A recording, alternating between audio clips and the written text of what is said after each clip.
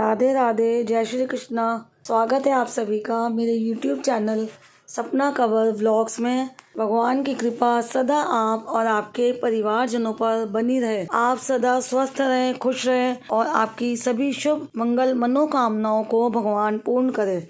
कार्तिक माह मातम्य 23वां अध्याय वर्णन। आंवला तुलसी जान, पढ़ने सुनने से कमल हो जाता कल्याण। नारद जी बोले, हे राजन, यही कारण है कि कार्तिक मास के व्रत उद्यापन में तुलसी की जड़ में भगवान विष्णु की पूजा की जाती है। तुलसी भगवान विष्णु को अधिक प्रीति प्रदान करने वाली मानी गई है। राजन, जिसके घर में तुलसी वन है वह घर तीर्थ स्वरूप है, वहाँ यमराज के दूत नहीं आते। तुलसी का पौधा सदैव सभी पापों का नाश करने वाला तथा अभीष्ट कामनाओं को देने वाला है। जो श्रेष्ठ मनुष्य तुलसी का पौधा लगाते हैं वे यमराज को नहीं देखते। नर्मदा का दर्शन, गंगा का स्नान और तुलसी वन का संसर्ग, ये तीनों एक समान कहे गए हैं। जो तुलसी की मंजरी से संयुक्त होकर प्राण त्याग करता है वह सैकड़ों पापों से युक्त ही क्यों न हो तो भी यमराज उसकी ओर नहीं देख सकते। तुलसी को छूने से कामिक, वाचिक, मानसिक आदि सभी पाप नष्ट हो जाते हैं। जो मनुष्य तुलसी दल से भगवान का पूजन करते हैं वह पुनः गर्भ में नहीं आते, अर्थात जन्म मरण के चक्कर से छूट जाते हैं। तुलसी दल में पुष्कर आदि समस्त तीर्थ, गंगा आदि नदियाँ और विष्णु प्रभृति सभी देवता निवास करते हैं।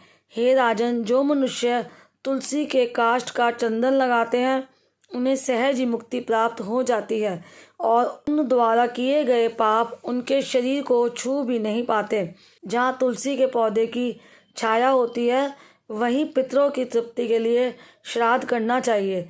जिसके मुख में, कान में और मस्तक पर तुलसी का पत्ता दिखाई देता है उसके ऊपर यमराज भी दृष्टि नहीं डाल सकते। फिर दूतों की तो बात ही क्या है। प्रतिदिन आदर पूर्वक तुलसी की महिमा सुनता है वह सब पापों से मुक्त हो ब्रह्मलोक को जाता है। इसी प्रकार आंवले का महान वृक्ष सभी पापों का नाश करने वाला है। आंवले का वृक्ष भगवान विष्णु को प्रिय है। इसके स्मरण मात्र से ही मनुष्य गोदान का फल प्राप्त करता है।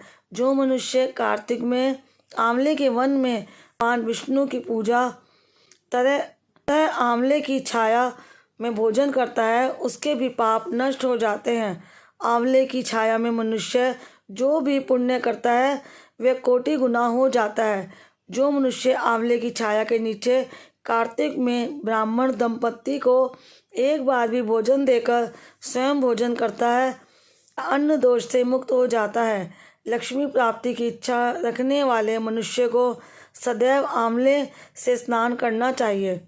नवमी, अमावस्या, सप्तमी, संक्रांति, रविवार, चंद्र ग्रहण तथा सूर्य ग्रहण के दिन आंवले से स्नान नहीं करना चाहिए। जो मनुष्य आंवले की छाया में बैठकर पिंड दान करता है उसके पितर भगवान विष्णु के प्रसाद से मोक्ष को प्राप्त होते हैं। जो मनुष्य आंवले के फल और तुलसी दल को पानी में मिलाकर स्नान करता है उसे गंगा स्नान का फल मिलता है। जो मनुष्य आंवले के पत्तों और फलों से देवताओं का पूजन करता है उसे मणि और मोतियों द्वारा पूजन का फल प्राप्त होता है। कार्तिक मास में जब सूर्य तुला राशि में होता है तब सभी तीर्थ, ऋषि, देवता और सभी यज्ञ आंवले के वृक्ष में वास करते हैं।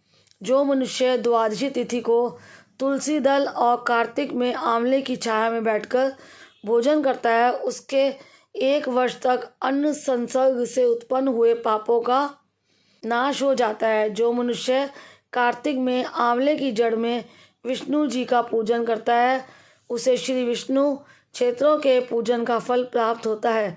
आंवले और तुलसी की महत्ता का वर्णन करने में भी श्री ब्रह्मा जी भी समर्थ नहीं है। इसलिए धात्री और तुलसी जी की जन्म कथा सुनने से मनुष्य अपने वंश सहित भक्ति को पाता है। बोलिए तुलसा महारानी की जय। ने रसपान किया कार्तिक माह के अध्याय का। उम्मीद करती हूँ ये वीडियो आपको अच्छी लगी होगी। वीडियो अच्छी लगी है तो वीडियो को लाइक और शेयर ज़रूर करें। कमेंट बॉक्स में जाकर तुलसी माता की जय, श्री हरि की जय ज़रूर लिखिएगा।